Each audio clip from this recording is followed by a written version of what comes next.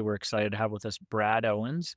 Brad is the owner of Healthcare Unlocked, and he has been my partner for all things healthcare related, health insurance, health sharing, all the various and creative ways we can use to try to get more creative about paying for what's a large expense for a lot of people, which is healthcare. And given that we have open enrollment and group benefit selection coming up soon, we wanted to get this in before November 1st so that hopefully we can help some of you guys. If you have group benefit selections, send it to us. We'll be happy to review it and help you understand what it is and help you any way that we can, especially if you're a business owner or if you're on your own or if you're, for whatever reason, not happy with the package that you've gotten, or even if you are, we can help you understand it. And by the way, if you're in a scenario where you are down, you have lost your job, or you have no or low income, that's a great time to have this conversation because you may qualify for generous subsidies that you wouldn't normally qualify for if you did have that income. So, with that long winded introduction, let me hand it over to Brad Owens. Yeah, thanks, Logan. Good morning, and appreciate the opportunity to discuss health insurance. It's not everybody's favorite topic, but in the news quite frequently now, our government is shut down debating subsidies for individual plans. We made a video, Logan and I, about the subsidy cliff that's going to happen for 2026 and impact people in a negative way, assuming some agreement's not reached by our government very soon. When it comes to health insurance, the majority of people, if you're working age, you're going to get it through your employer. Employers, if they're not a small employer, if they're 50 employees or bigger, they're going to have to follow some rules when it comes to what they offer, how expensive it is, the quality. That is not to say that we couldn't still take a look and make sure that you understand and are picking the right plan, because you'll have different plan options and the support you get from a company may not be exactly what you need. So we're happy to take a look. For those that are entrepreneurs that own small businesses, there is no corporate entity to provide you options for health coverage. You have to find it. And that's where my company, we help both groups and individuals, both small business and entrepreneurs and people like Logan said that are in transition. One of those transitions we do help is people transitioning. They work with a good financial advisor. They got a great plan. They've been doing the right things for a long time and earned the right to think about the next stage of life where they're retiring. And the hang up was not, have I saved enough money to pay my bills and retain the quality of life that I'm used to? It's how am I going to get from 62 to 65 where Medicare kicks in? How am I going to get to Medicare? We advise on strategies to retire when you want to retire and not let that decision be dictated by access to health insurance. So in the health insurance market, it's very wide and there's many options. It's all very confusing. I did a survey with a fairly large client of mine, and we had a little side wager on what portion of their employees knew even basic concepts like how health insurance worked. I lost that bet because I assumed that years and years of me getting up there and going through this stuff that people would understand at a higher level how a deductible works, how co-insurance works, what's important about max out of pocket. And it's really not well understood by the average person how the mechanics of insurance works. You pay a lot of money and hopefully when you get sick, it'll take care of you, give you access, and you won't have to get in financial hot water.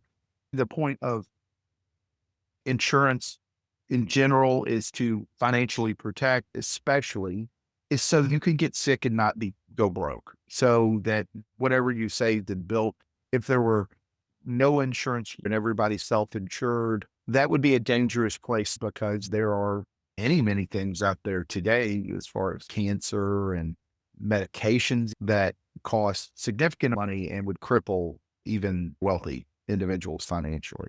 What we're trying to do is really protect some of the more conventional insurance does an okay job. Where it falls down is the value that it provides. And a good parallel to that, I think most people understand how car insurance works at a higher level than they do health insurance. So auto insurance, you have a wreck, you have your deductible, maybe you have full coverage, maybe you just have liability coverage. There's not a whole lot of moving parts for you to understand. So if I had full coverage and $1,000 deductible and I hit a deer or run into a tree or somebody hits me, I know what my responsibility is. That's not a pleasant thing, but more or less that my portion is this and the insurance company's on the hook for the rest of it. With health insurance, it's murkier because you've got co-pays, deductibles, different things that are provided to the plan, a lot more variety of terminology. The ultimate goal is something bad can happen and you won't go broke. A lot of insurance is not structured in a way that achieves that primary goal as well as it should, because to the point about auto insurance, if your auto insurance also covered maintenance items like changing your tires or getting an oil change or your car battery dies, things that just happen in the life of a vehicle, it would be much more expensive.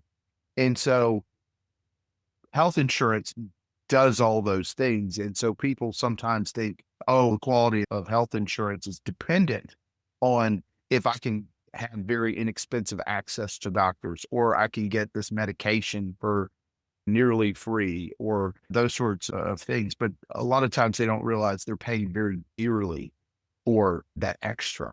And so we first educate, what's a deductible? Well, that's your responsibility for anything that's not covered by a copay. I think copay would be doctor's visits, medications, those sorts of things. But a deductible is a surgery. Most plans these days for imaging, you have to go get an MRI. So you're going to have to meet whatever your deductible is before the insurance company pays a dime. So you meet your deductible, then based on your plan, there's an agreement what the co-insurance amount, where you split. The most typical is 80-20. 80% is paid by the insurance company, 20% is paid by you. And you have finally max out of pocket, where after that point, the insurance company pays 100%. And so those features are all different from any plan. Not to mention, there's also a collection of doctors. There's a network to be in consideration too. And the network consideration, more so in the last 5 years, has started to steer the ship, because the doctors that want to participate with United Healthcare, with Blue Cross, with big companies, has started to go down. And so we're seeing more and more narrow and limited networks, obviously higher cost. The United States, if we step back a little bit, the way the United States does it, we're the best country on earth. I love this country, but the way we do medical care, medical insurance is the least cost efficient in the world by a long shot, not even close.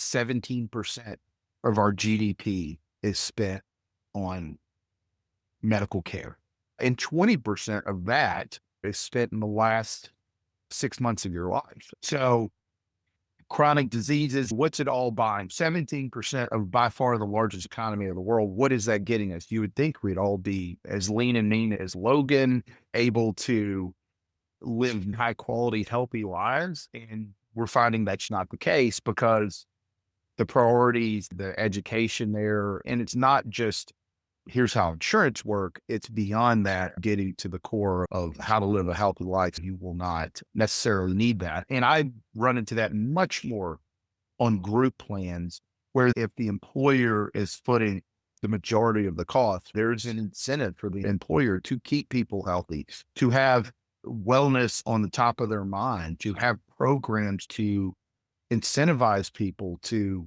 make healthier decisions that will ultimately lower cost and also increase productivity.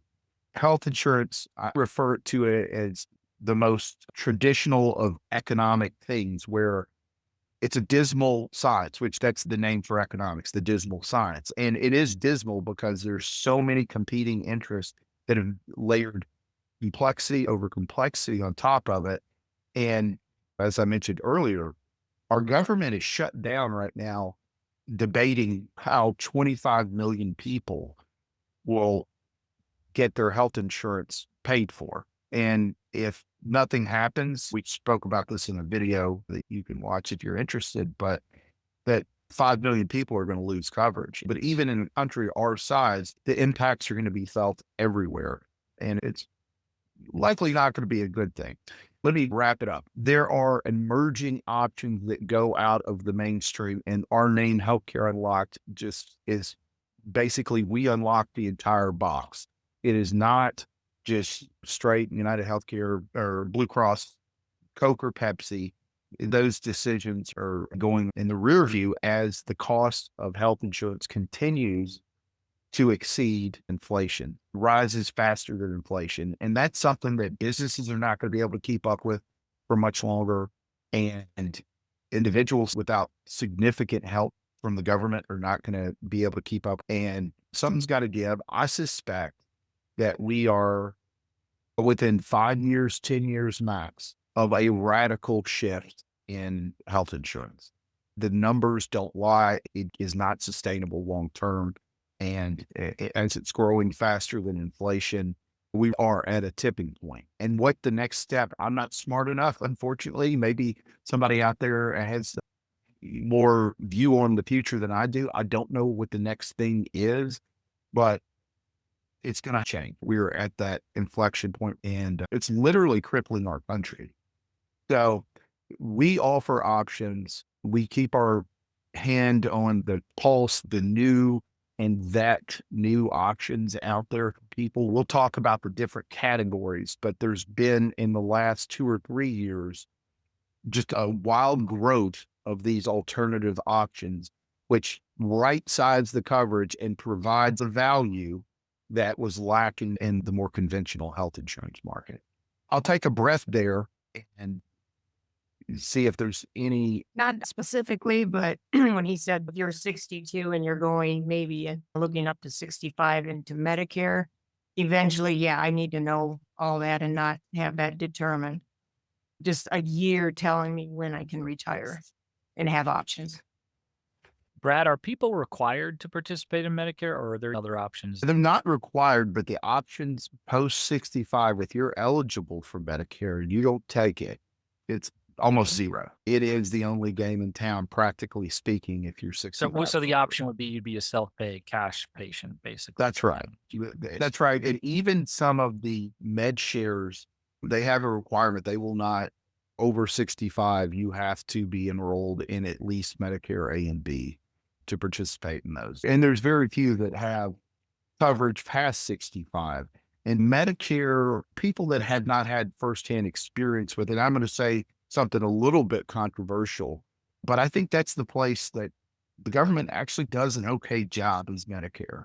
The amount of money we spend is a little extreme, but the quality of it is high. And Medicare, if it's a negotiating power or to increase, as has been discussed, and there's laws hitting the table about negotiating drug prices, all of that will help increase the efficiency of Medicare. But Medicare, its solvency, those discussions, a few little tweaks, and I think Medicare will survive. I know it's going to survive because people will literally, it's going to survive in one shape or form. The benefits may get reduced, but it will survive because there's no other real good alternative. So when I talk to people about, hey, you're 62, we got to get you to 65. But once you're 65, unless you worked for the government and had a government plan or worked in a union and had a union plan, those are two areas that are the richest plans still available. Outside of that, Medicare itself is going to be an upgrade for the vast majority of people, where it's going to have lower out-of-pocket costs. It's going to be better for the vast majority of people. When I discuss options with people who are in that transition period of working life to retirement, getting to 65 is a big deal. And I can't tell you how many situations that I've run into where that decision to retire was delayed simply because, and it's going to get worse if nothing happens with this subsidy cliff. Because let me give you a real world example. husband and wife that are 62 years old. They have quasi-retired. They don't fully transition to retirement, but they downshift to a consultant role. They downshift to a 1099 role where they're working less, making a little money, but not the same full amount. So you're eligible for subsidies through the Affordable Care Act to get coverage if you're not offered coverage through your employer. Prior to 2026, this couple in question, both 62, they have a household income of $85,000. So they're doing okay. They're not rich by anybody's standards. They're firmly middle class, and they're just doing some consulting gigs and making a little money while they still enjoy it and have the help to do so. Their cost for a health plan in 2025 is about $300 a month. Their cost in 2026, if nothing changes, will go to $2,500 a month. So that's an extra 30% of their income that's going to get wiped away until they get Medicare age. So it is a colossal issue that hopefully will get resolved by common sense. But those folks that are in that category that make just over the line of too much money to get any assistance, their premiums are going to skyrocket. And one of the reasons why is that the marketplace is guaranteed issue. The marketplace is not the most efficient when it comes to, and by marketplace, any plan that offers a subsidy to help offset the cost, an income-based subsidy. It's not the most efficient, frankly, because it has to take all comers, and there is no ability to vet or underwrite people. So there's been huge growth for healthy people moving to plans that do medically underwrite. And all that means for medically underwritten is if you had cancer, stroke, heart attack, the big things here recently, or you're type 1 diabetic, those sorts of things. And by just taking the sickest few percent and saying, hey, you can go find care on the marketplace, you're not going to qualify for this plan, it reduces the cost of insurance drastically, 40, 50%, because a little known thing is that 5% of the sickest people consume 50, 60% of the claims dollars. And we do need something for very sick people. Nobody should not be able to get the care they need. We're too wealthy a country to ever let that happen, but we can't bankrupt everybody to do it. Yeah. So, Brad, I go ahead. sometimes run into people who say, I'm set. I've got employer provided insurance. What are some of the ways we can help those people? Yeah, so the employer sponsored insurance runs the gamut. What we find often is that they'll cover very well the employee, sometimes pay 70, 80, 90%, even 100% of their costs. But the dependents, the spouse and the children, are not covered at all sometimes. So the cost for family coverage gets extreme. And there are options to have the working spouse that's covered under the plan. They keep that plan, and we find other options for the rest of the family. We also have many situations where there's a comparison. Both spouses work. I've got this offered through my job, this one offered through this, and people don't have the understanding to determine quality of each plans. They can see the cost, but how do I really get at what's valuable? Should we all go on this plan? Should my husband or wife just take theirs and I put the kids on this one? And so we can consult on that and also look at your specific needs. And one thing Logan and I talk about is if you're blessed with entrepreneurial spirit and you're working a job, but you are 2 years, 3 years, whatever the scenario, away from hanging your own shingle and doing something on your own. You need to be aware of that transition and protecting your insurability, because when you leave a company and you have their health plan, you are offered in most cases COBRA, and you can take COBRA. The problem is it's incredibly expensive and oftentimes not the best decision, can delay that leap into entrepreneurship, much like it delays retirement. So we could talk to you about how to protect that insurability to have options that are not limiting and will afford you the ability to go do something in the entrepreneurial space, but also protect your family and do so at a cost that's reasonable. I remember with one of my clients, we showed him how instead of having to take the richest plan from his employer and pay more in premiums, he could take the leanest plan and supplement it with something on the side and pay for that out of pocket and end up with a better, more efficient overall solution, as an example. That's exactly right. That's a common one. Unfortunately, many employers don't give you the option of call it the Toyota Camry. They're giving you the old junk beater plan or the Rolls Royce, and there's no Honda CRV in the middle that is reliable, affordable, that will work. And so when you're given that option, we can certainly look. And then there's plans out there that people not only they don't understand the basics of plans, there's a big educational gap with high deductible health plans. Many employers have moved to high deductible health plans, and despite their name, they can be a huge investment opportunity for employees because by having that plan, they can invest in an HSA, and it's not appropriate for every single person, but there are people in the right positions. They can save money pre-tax that is theirs forever to spend on health issues and can be invested and grow over time, tax free. Every case is a little different. We're happy to talk to you about what you've got going on, your plans for the future, and look at the medical insurance as well as disability policies. And is it really fitting your needs?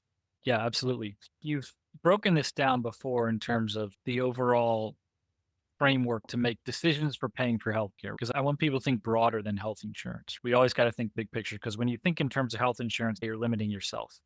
Health insurance might not be the best solution. It's a matter of how do we optimize getting the best quality healthcare at the lowest possible cost overall. So if you have a phenomenal employer provided plan, you're probably going to take that. Now we can still help you review that, help you understand it.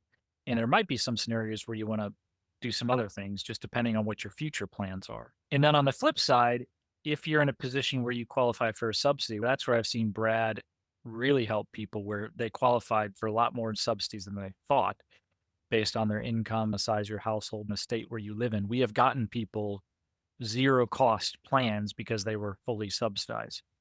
So if you can get a plan that's fully subsidized or has a generous subsidy, that might be the best solution for you. And if you're not healthy, then we have to have a deeper discussion around what conditions do you have? Is it something manageable like type 2 diabetes, or is it something more extreme where you might have higher costs and you might then have no choice but the guaranteed issue health insurance plans to make sure that you're covered? If you are healthy, it opens up a whole world of possibilities. As an example, health sharing with direct primary care and things like that. You want to talk, Brad, about these alternative plans, Yeah. alternatives to health insurance? Yeah, their alternative plans make me most excited about the trajectory because they're really going at the heart of the cost problem, of the control problem. And the MedShare concept has been around for 30 years. And the concept started in a church. And it was exactly how the church would respond if one of their parishioners or one of their people were in need. They helped out. And the short story is there was a pastor that got very ill, and the congregation sort of chipped in to help offset those costs. And the pastor was so thankful that he said, we need to make sure that this is an option for everybody. And if we all as a community, just number one, prioritize faith, prioritize health, we can then make it so that if you get sick, there's a support system there for you financially. And that grew from a minor start 30 years ago to where there's over 1 million people on med shares right now in the United States. Now that's dwarfed by conventional insurance, but the growth is pretty significant. The thing that I'm most optimistic about is it's a nonprofit at the center of all of these organizations. So they don't have shareholders. They have their members they have to be accountable to, but they don't have shareholders. They don't have quarterly profits they have to book. So the cost increase for the sharing plans has been very tame. In fact, the one I write the most had its first cost increase this year, has not had one in 4 years, and it went up by 5%. So 5% over the course of 4 years is very tame compared to the typical plan is 10% every single year, if not more. So how does it work and why is it better? So first, these med shares, they don't have to maintain networks. And what I mean by a network is you think of a United Healthcare, they got thousands of employees that keep relationships with medical systems and doctors' offices, and they have their own pharmaceutical arm and all this other stuff. The med shares do not do that. They say you present as a cash pay patient, you're responsible for everything up to level you choose. So if it's $1,000 or $5,000, whatever that level is, you're responsible up to that level, and we'll pay for preventive care because that's investing in health and wellness. So we're going to pay for you to get a mammogram or colonoscopy. But from zero to $1,000, you're going to cover all the small ticket items. You're going to cover the oil changes and the tires. But if there is something extraordinary like a cancer or a heart attack, after that $1,000, the health share pays 100%. And I've seen it work fantastically where, let's say you need a surgery for a knee. There's a care coordination team that will not only help you book the surgery wherever you want to go with whatever doctor you feel most comfortable with, but they will book it with the doctor and work out payment terms prior to you even having the surgery. And where that's beneficial is the deal that these med shares you get is so much better if the doctor doesn't have to chase them down for money afterwards. If they say, you're doing Logan's surgery on Tuesday, on Monday, we're going to deposit this amount, and it's going to be the full amount we're going to deposit before he's even had the surgery. The amount of savings you can get, because there's so much fluff built in, because if you've ever seen an explanation of benefits or a bill from a provider, they'll say the cost of this visit was $580 after what's allowable is $168 and you owe $100. And then the doctor's collecting $100 from you. They're collecting money from health insurance. They may be lucky to get paid 6 months down the road. And all the while they've had to have staff members to go chase that money. Whereas with these situations, there is none of that. Here's the payment for the surgery. To give you a real world example, an $80,000 hip surgery can be as little as $20,000 if you're doing it this way, because the surgery center understands the value of not having to chase that money. And so it allows the efficiency, the amount of claims versus the medical care actually received to go much higher. Another dirty, not so secret is, since the laws changed 15 years ago with the Affordable Care Act, the carriers are now limited to the amount of profit that they can keep. So they don't have any incentive to negotiate shrewdly and limit the cost of claims. They're incentivized just the opposite. They want the size of the pie to get bigger because they're stuck at a percentage. They can get, depending on the plan, 15 or 20%, just depending on what type of coverage it is. And then everything else, if they don't use it on claims, they have to give it back. So their incentive is to make that pie as big as possible. Yeah, and there's some interesting things too, where when you get out of the health insurance realm, you start to learn to take control of your healthcare in a good way. You're not as complacent where you just want to slap down a card and everything be taken care of. There's an interesting in-between solution too, where when you go to doctors who take cash only and they do not take health insurance, ironically, I found those doctors to be more helpful in terms of navigating health insurance. When you go to your typical doctor's office, they don't help you file a claim or anything like that. They'll block you. They want nothing to do with you, and they'll do it wrong, and then they'll put it on you. So I've seen that multiple times where They're coming after you for money because the doctor's office couldn't be bothered to file the claim correctly with the health insurance company. So the doctors point the finger at the health insurance company, but oftentimes it's the doctor's office themselves. They are complicit. They are not helping the patient when they could be. And yeah, I understand the health insurance company puts a lot of limitations on the doctors, but there's still plenty of blame to go on the doctors themselves and their front offices. But these doctors who take cash, what they'll do is they'll give you the paperwork. So you paid them in cash, and then you go back to your health insurance company. You can file a claim and get reimbursed. And I've done that successfully because it allows you to get whatever you need. And the doctor can be much more efficient. Those doctors that take cash, they don't have a front office. It's just the doctor. There's no bureaucrats they're paying up front to run interference for the doctor and block them. They tend to be more available. Like you can actually get hold of them via a patient portal. They'll actually respond, as opposed to the other doctors where it's like trying to talk to the president of the United States. You got to fight through several layers of bureaucracy to talk to them. And they only have 3.5 minutes for you when they're distracted the whole time. So I remember there's a time, it's probably still the case, where there's a shortage of CPAP machines. I had pretty good employer provided insurance. And so if I wanted to go through the proper channels, I probably would have had to wait at least 8 weeks to book an appointment and order one. Instead, I just bought one, went and tried them out at a certain place, bought one, and paid in cash. So I got it today, and then I filed a claim and did eventually get reimbursed by health insurance. So it allowed me to have a much better experience, but I'm still using health insurance on the back end.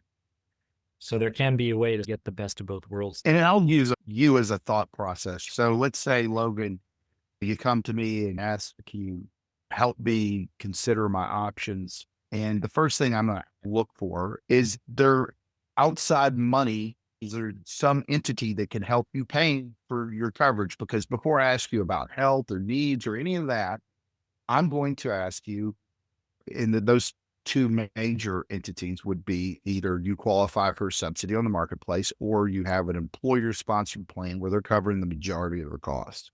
If, for instance, Logan and I looked at a lot of these where people had no coverage and they thought they made too much for a subsidy on the marketplace and didn't get it through an employer. And it turns out actually they're very nice subsidies. And so the cost is very affordable.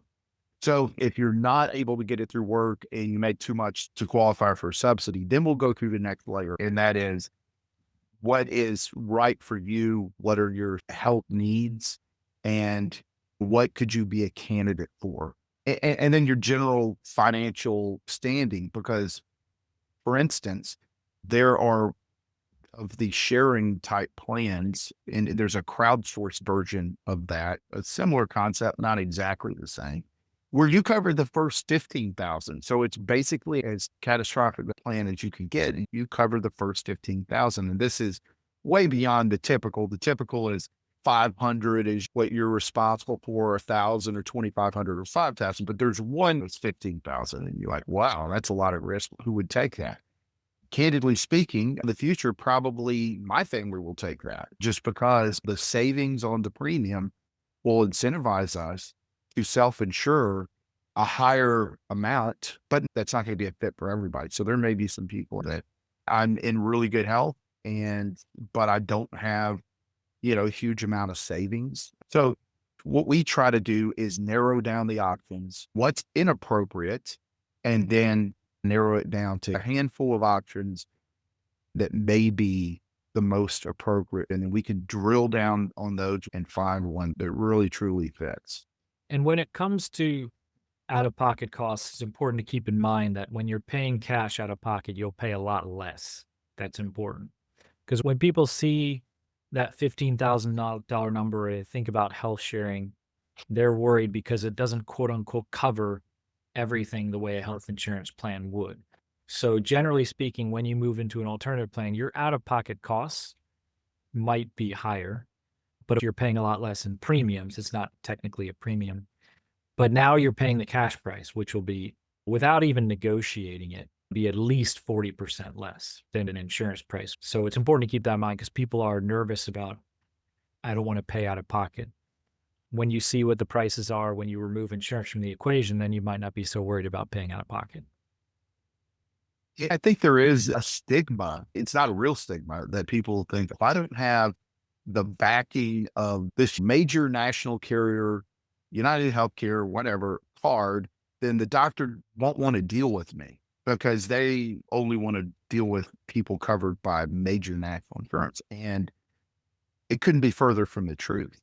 Doctors would prefer all of that go away because of the amount of back end hassle that they have. They would rather everybody be a cash pay client. And many doctors making the transition to this concierge type platform to a similar direct primary care platform. And you pay a monthly fee and you can go to the doctor as much as you need to. And everything's covered. All rides are covered under the tent, like the old fair say. That allows the doctor to not have to deal with insurance companies. They get a set amount. So if you think that there's a stigma going into a doctor's office and saying, I'm a cash pay patient, there is not. They would actually prefer that.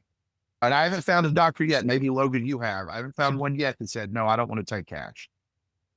Yeah, and I've unfortunately had a lot of experience dealing with the healthcare system, and the doctors who do not take insurance are much better, and your experience is much better than the doctors who do take insurance. Ironically, the doctors who do not take insurance, they're the only ones who seem to be willing to help you file a claim with health insurance. Because obviously that doctor wants you to feel comfortable working with them. So he wants you to feel confident that you're going to get reimbursed by health insurance. And I've definitely had at least one scenario where I went to a standard doctor and he said, nope, we can't do it because health insurance won't cover it. We tried, they won't cover it. Then I went to another doctor who took cash. And she was like, yeah, they'll cover it. I've just got to do this other creative stuff and I got to file it this way rather than that way. And here's the paperwork, you go do it. And sure enough, health insurance did reimburse me for it if the doctor's willing to go to bat for you. But very few doctors are willing to do that. Again, I've learned that the doctors are complicit. They'll complain and whine about the health insurance companies, but they're complicit in what the health insurance companies are doing, unless it's a doctor who only takes cash. And with them, it's a much better experience. First of all, you go and they actually see you on time. Can you imagine that, Brad? Your appointment is at 9. They Never. were at 9. Imagine that. There is no one in between you and the doctor. There's no bureaucrats blocking you. You can sit with the doctor for an hour or more and have a decent conversation. They tend to be more available through patient portal. You can actually get hold of them and have follow-up questions and have a conversation. Another thing which I don't really see much of, and the doctors just seem violently opposed to it, is I don't see a lot of coordination between the different doctors. If you have a complex health issue, there might be 8 different medical professionals you're working with, and there's zero coordination between them. And when I suggest to the doctor, hey, I want you to talk to the physical therapist, I want the surgeon who's doing the surgery to talk to the physical therapist who's going to be doing the therapy after the fact and vice versa, they'll get angry and they won't do it, which to me is a malpractice. You have to have that coordination. The surgery might be perfectly fine, but if the physical therapy isn't done right, you might not get the results you're looking for. And I remember back in the day, back when things were a little better, I had a surgery done and the surgeon was seeing what was going on. I had a follow-up and he actually took me and walked back over to the physical therapist's office who was next door and explained to the physical therapist, no, you need to be doing this and this in order for the recovery to happen properly. That sort of coordination I don't see very much, unfortunately. I try to encourage it and I offer to pay the doctors too, but that's something that there needs to be more of. Instead, each doctor is operating in isolation. They never talk to each other. Yeah, except for to refer you within their own sphere. Most people understand that you're in a big medical system. You see a primary care doctor, they have a referral quota to refer out to so many specialists and for so many tests per month. The unnecessary care that is generated by our medical system is extreme. And then, as Logan mentioned, when there are necessary care items, it seems like that's gone by the wayside. Yeah, I think it's learning to advocate for yourself is difficult. If you can find an organization that helps you to navigate your health challenges and advocate for you, that organization is worth its weight in gold. And I haven't really found that. Friends and family can help, but unfortunately, I haven't really seen that. I don't know if you have, Brad, but I would like to find a health share or something like that where, regardless of how cost effective it might be, where they're actually trying to help me solve my medical problems as opposed to being more transactional, where they're just paying for something. It's stuck in a transactional phase to shoot you straight. There's nowhere that it's truly a integrated quality of care. Let's get to the root causes of what's going on because we're a fee for service country. The mindset is how much stuff, and this is insurer and doctors, how much stuff can we throw at this so we don't get sued? And maybe something will work. You and I, Logan, specifically, and there's other people that'll watch this video that had the same experience. We were fortunate in a way to, at a young age, I'm not no longer young, but I was in my 20s when I had some health issues. We were fortunate enough to see the limitations of the health system and have to manage our own care at a young age. So the respect that I was brought up with for doctors, revering them as angels, not quite God, but above humans, like No. that went away very quickly. And so you have to be your own advocate. Yeah. And I will say where I have seen it is more with what I do. So the problem with health insurance companies is not real insurance. Real insurance is a good thing. It provides a service. Health insurance is not health insurance for a lot of different reasons, but I'll give you an example. Long-term care. So one of the best benefits of whole life insurance is you can advance yourself that death benefit should you have a long-term care need, which you mentioned, Brad, in the last 6 months of your life, that's where 20% of your healthcare expenses are going to be. Those long-term care events, if you and your spouse both live past the age of 65, which is pretty likely, there's a 70% chance that at least one of you will have some type of long-term care need before you die, which doesn't necessarily mean a nursing home. You might still be living at home, but you need additional help. It's just a natural part of the aging process. One of the products I have is what I think is the best long-term care solution on the market. It's actually a hybrid whole life insurance policy with a long-term care rider, not just the typical chronic illness rider on that death benefit that your standard whole life insurance policy has, but a true long-term care policy stacked on top that gives you an unlimited amount of potential benefit for long-term care. And they have a concierge service that is really helpful. If you have a parent go into long-term care, you don't know how to navigate that. You have no idea what the options are and what's cost effective and what the quality is, but they will help you in finding the right place, navigating it, finding the right care, because the parent who's covered may not be the one making the decisions at that point. But that is one example where there are some where there are real insurance companies, not fake insurance companies, real ones. And that goes back to something that has been implied in this whole conversation, but we should bring up is the importance of having a good agent.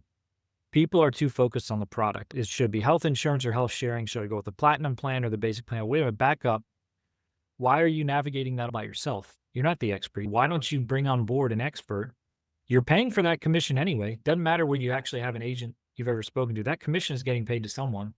So you might as well get the value. Same thing on the health sharing side. So my clients are going to call me. They're not going to call a 1-800 number and try and navigate a bureaucracy. They're going to have an advocate, me, who's helping them to get their claim approved. A lot of what I do is life insurance. And so one of the benefits of life insurance is that the cost to service is low because it's pretty black and white.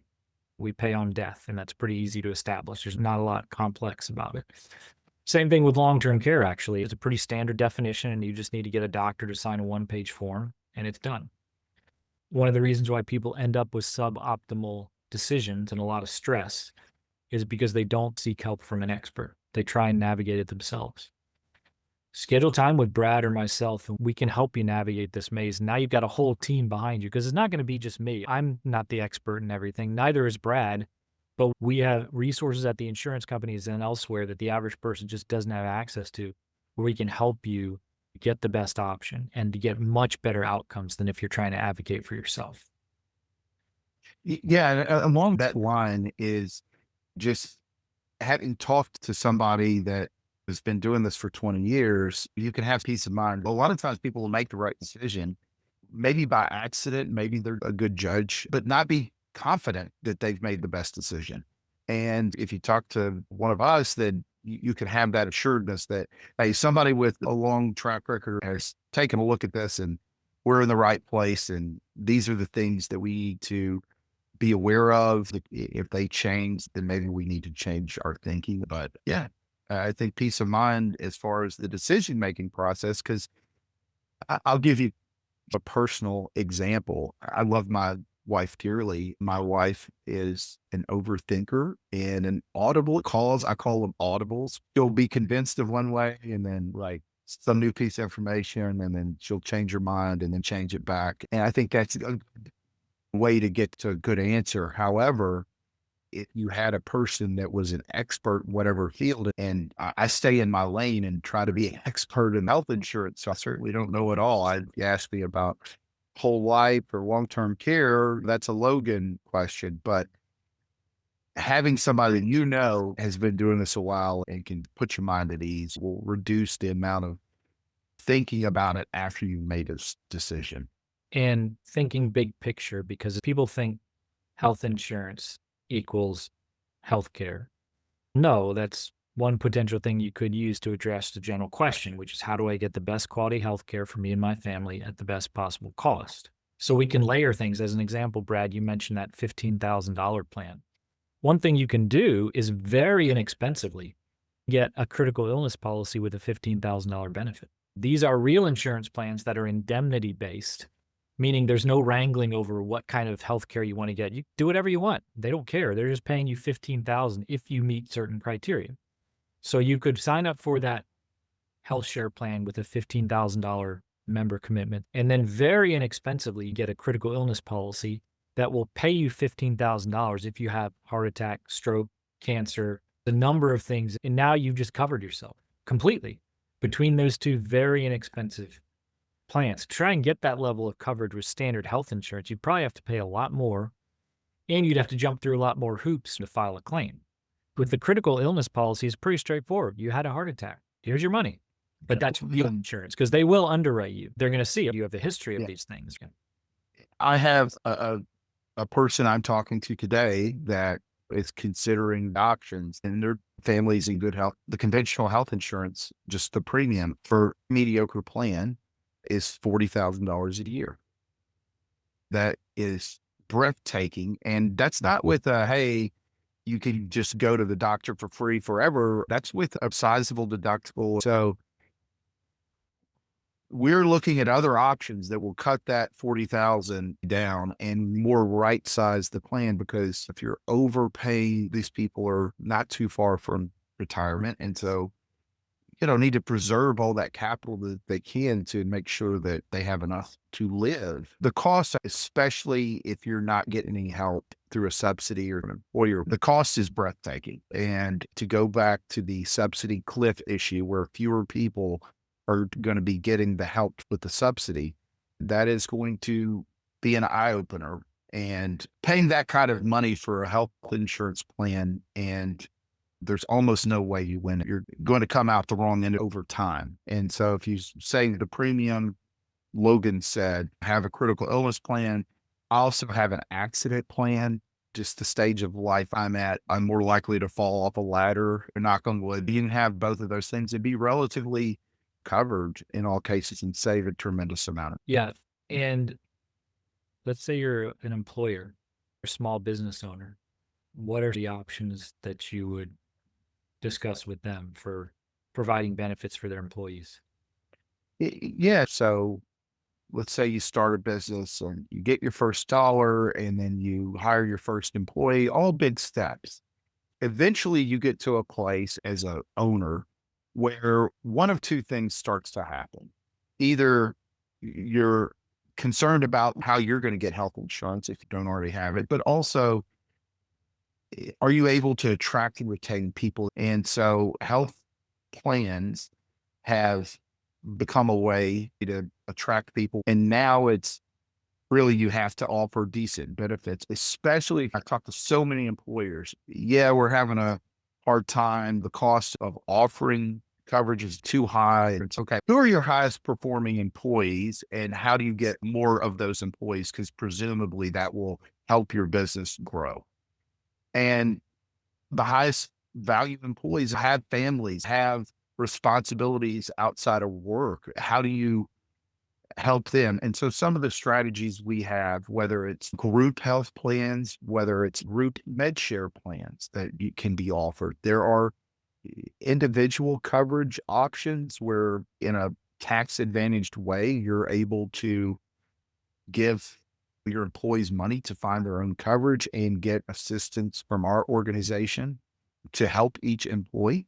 So the group health insurance market, whether you're getting to sides where you're thinking, I need to offer a group health plan, or you have one and you want another set of eyes looking at make sure it's appropriate. We do benchmarking for companies to say, okay, you've got this quality of plan and it costs this much to employees. Where do you stack up versus other companies of similar size and location? Were there certain specific nuggets you wanted to cover? The urgency, more news articles are coming out, but I think the urgency for those on the marketplace and even for those that are uninsured floating around, their options are going to change this year. And the speed of which that change happens over the next 5 years is going to increase. You mentioned earlier, we didn't talk about is going without insurance.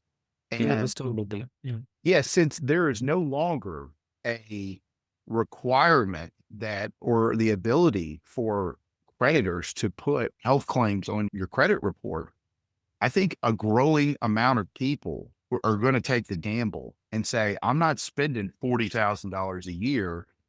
I will take the potential hit, especially people under the age of 40.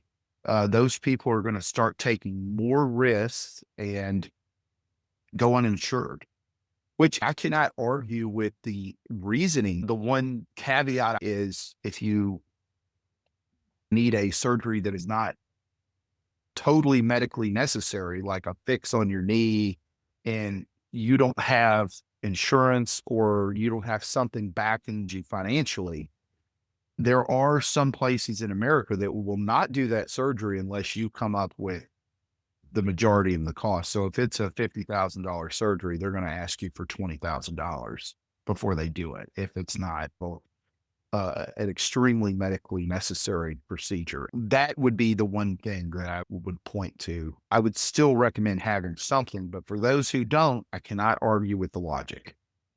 I see more and more people who just go without. They look at how much it's going to cost and they look at what the out-of-pocket costs are. These are not irresponsible people. They're smart people who are married with families with lots of children.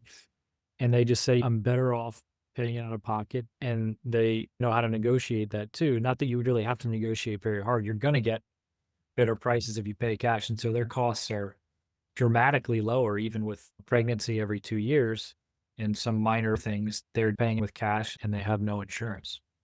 And I have a family member. The family member went to start a business, and obviously starting a business is absorbing all the cash.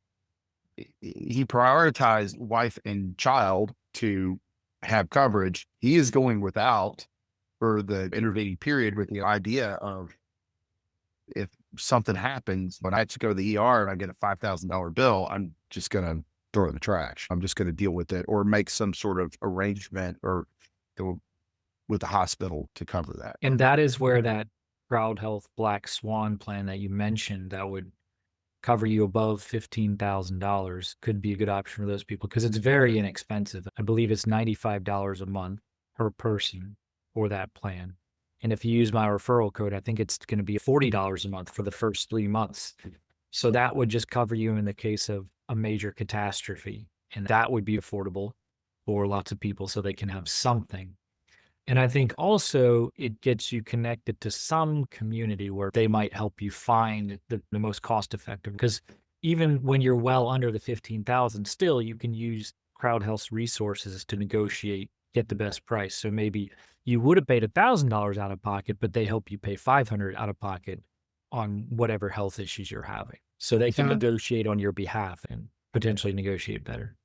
The complexity that arises in costs of insurance, and then the emotional part of you don't want to feel subject to the whims of bad fortune causes decision making that's not ideal.